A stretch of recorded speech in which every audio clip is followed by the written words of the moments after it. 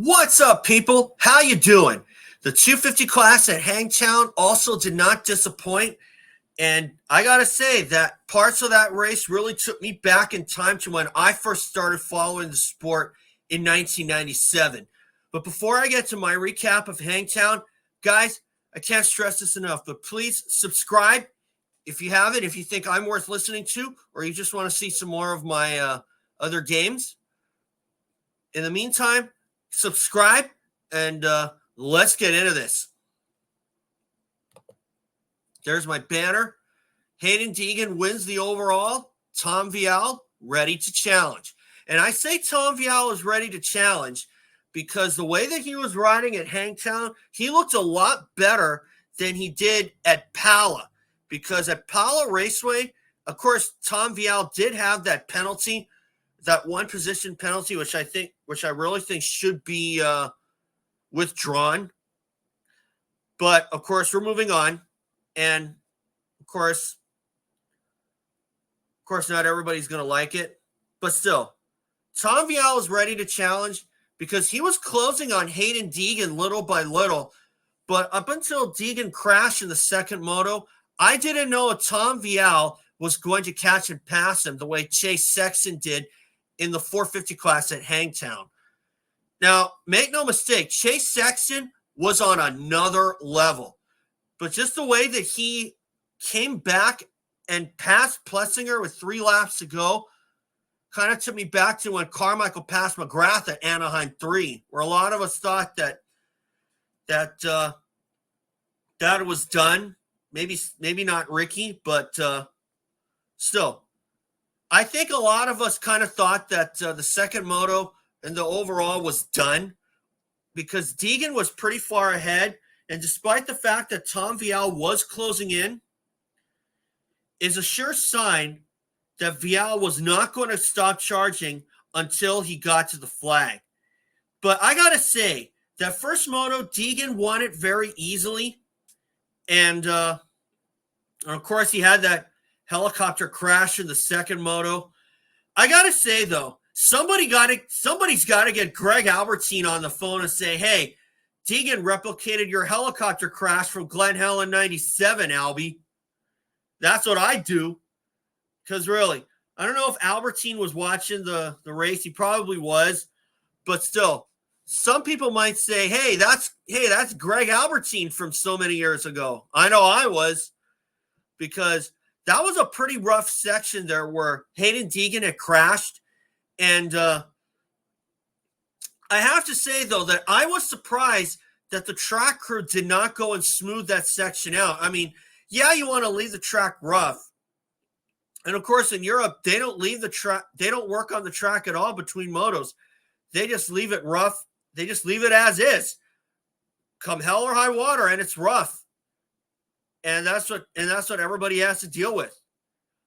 But I'll tell you, that was a pretty ruddy section there. And if I was one of the track crew, I would have gone with the dozers and maybe smooth that section out. Because, I mean, obviously the ruts were going to return, but I think for safety purposes, that's what they should have done, just like they did, just like when they toned down that downhill triple that ultimately cost Jet Lawrence his perfect streak in the 450 class. But still, like I said earlier, if I'm somebody in the industry, I'm getting Greg Albertine on the phone and calling him up and telling him, "Hey, Haiden Deegan replicated your helicopter crash." And I think that some people might think back and say, "Oh yeah, that's right." I mean, and just like then, Albie was able to get up on his own power and continue in the race. Haiden Deegan actually did escape some serious injury, and he was able to get up on his own power and continue in the race. And I got to say, though, but when Deegan crossed the line and finished second place after giving away the second moto to Tom Vialle, you could clearly see that Haiden Deegan was not happy at all. I could see it in his body language, too. And he even had a little head nod, like, damn it, why did I give away that moto?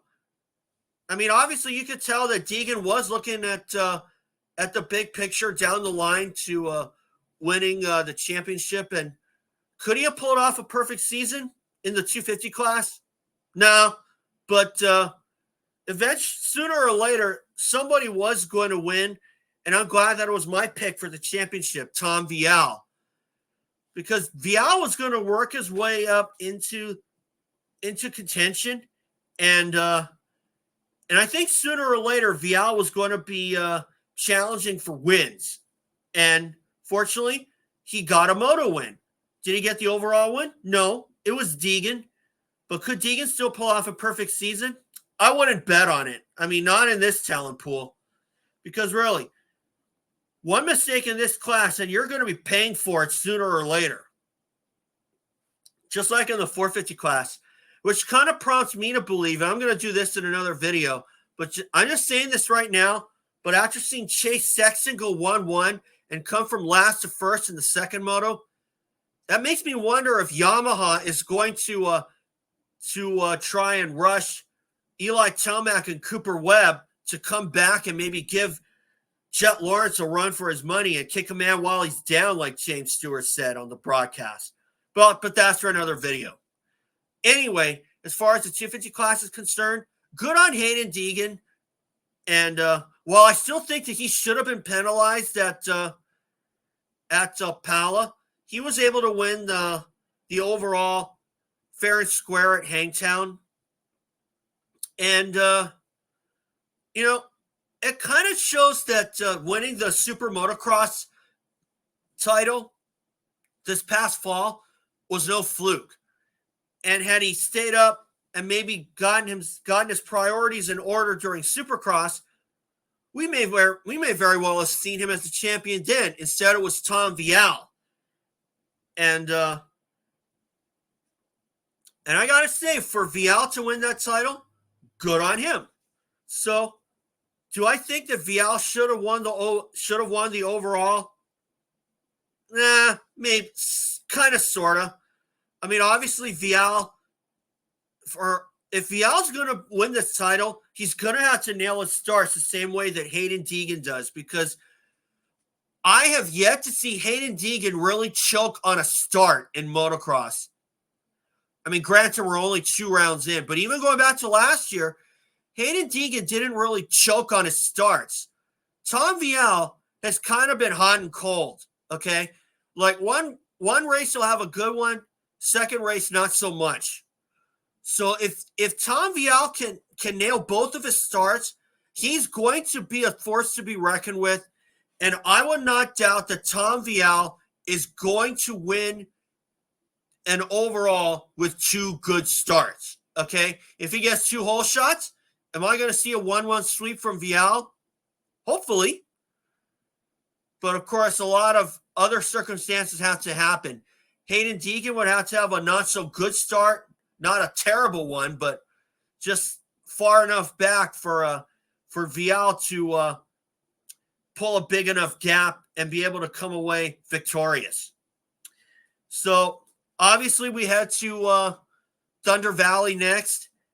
And I don't know if that's a technical track. It probably is, but I think that that's a track that should suit both Deegan and Tom Vialle because of all the ruts, and of course a lot of the